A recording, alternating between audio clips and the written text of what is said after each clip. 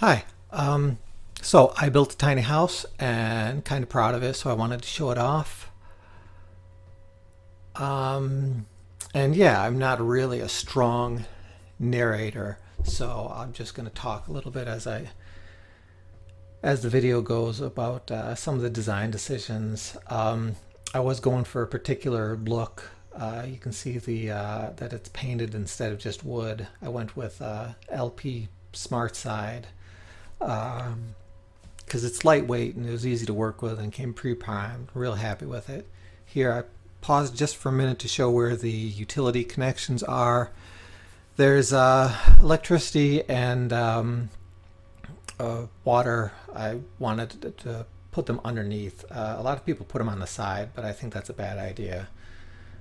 So I put them right underneath, and it works for me. Don't really feel like getting into an explanation of why. I think that's a better idea, but it is. Let's see, the back. You can see there's a tiny window in the loft. You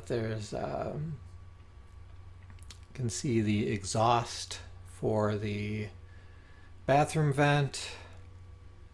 You can see the leaves to the magnolia tree. You can see a little bit of red paint under the eaves.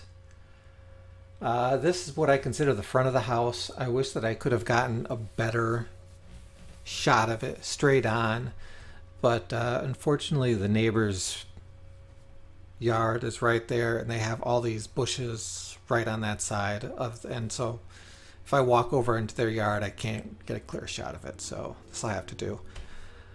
You can see there's a little bump out over the tongue of the trailer. I'm happy with it. It gives a little bit of extra space. Got a red door. One window's doesn't go as low as the other ones because there's supposed to be a table on the inside.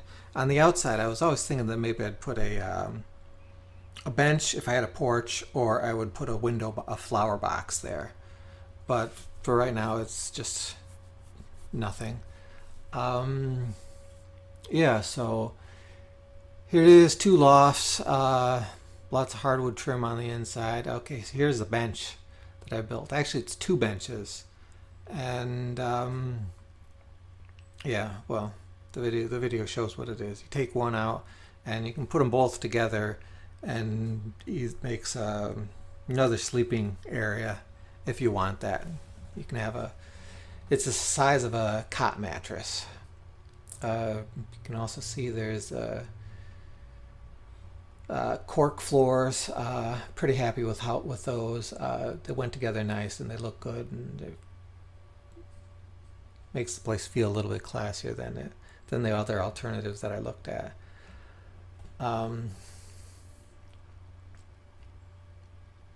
Yeah, so the bench, a window, a light.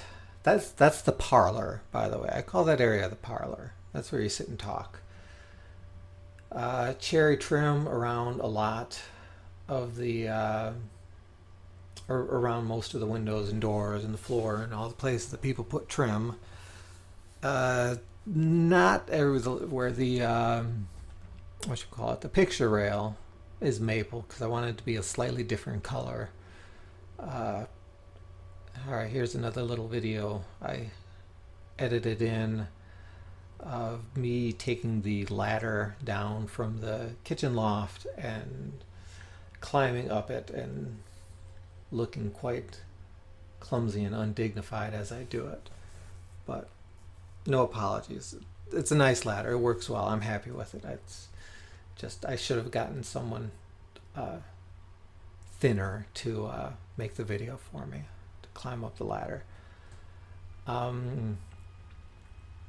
right, here is the inside of the kitchen loft. That's what you call it. There's not a whole lot up here. I didn't plan on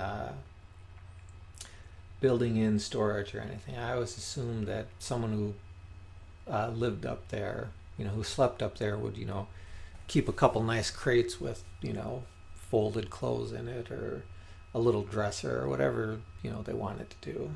It's that's a decorating decision. That wasn't really my concern in the design phase. Yeah, so what else? Here's the kitchen. I didn't do a lot of built-ins. I don't like built-ins. I like houses that are flexible. That seems more appropriate for design decisions, because when people have houses, they want to decorate it themselves. They want to make it their own. They want to move things around. If you have built-ins, you're kind of stuck with. I mean, it's a lot harder to overcome the decisions that you've made. If you want to move things around. If I built firm shelves in there, then if I want to put in a larger refrigerator later, it's a pain in the butt. But this way, if I want to put in a big fridge, I just take out the little shelves that are sitting in there. So that was one design decision that went into a lot of this, that heavily influenced a lot of the things that I did. I furniture rather than built-ins. There you can see the tile area underneath the wood stove and the sink.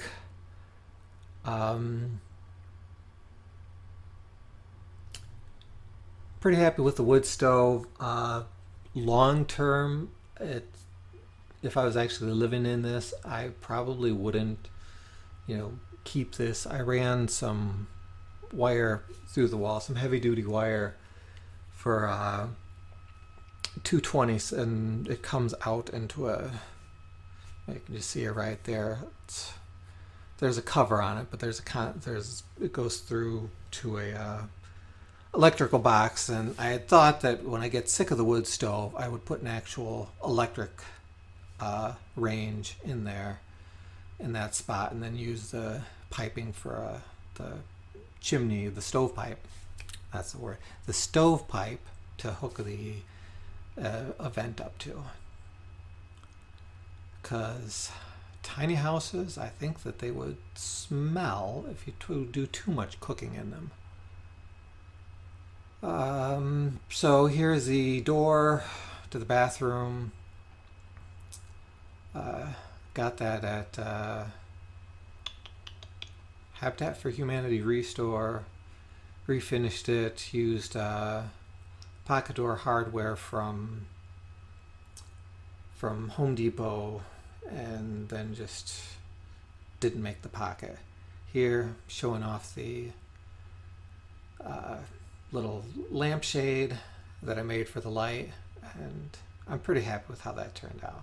It's one of those things I was stressing about for a long time. How am I going to cover this light up? But it turned out really well. Shower, sink, composting toilet. You can see there's a lot of maple trim around the in the bathroom. Single sheet of vinyl for the floor. What else? There's a big closet in here. Big closet. That's not a on-demand water heater. It's just a very small water heater. I made this big enough so I could put, if I choose to, either a washer dryer or a internal water storage. If I wanted to take this off grid, I'm obviously not going to be able to hook it up to a hose. And the plumbing's all there, and it's close to the electrical box. It'd be easy to do. And yeah, not sure why I lingered on that shot. There you can see the stairs. Have a little bit of a closet in there. My sweater. I put this lamp in here just for the effect, because it makes a kind of nice night light. You can't tell so much now, but in the evening when you leave that on. Here's a special effect that I created when I was messing around with it, because I thought that the stairs look kind of like a little zoo for stuffed animals. Here I am walking up the alternating tread stairs. They're good for me. step is a little high for my daughter. I probably should have put, put one extra step in there, but yeah, it is what it is. Here's the second loft over the bathroom. I like this one better because of the headroom due to the shed dormer. And yeah, that's about it. You can see the cherry collar ties. That's about the last detail. But yeah, this is it. This is my tiny house. I'm happy with it. Don't know if I'm going to keep it or I'm going to sell it. I change my mind about every other day on that, but it's done. It's officially done. And so yeah, I just wanted to show it off.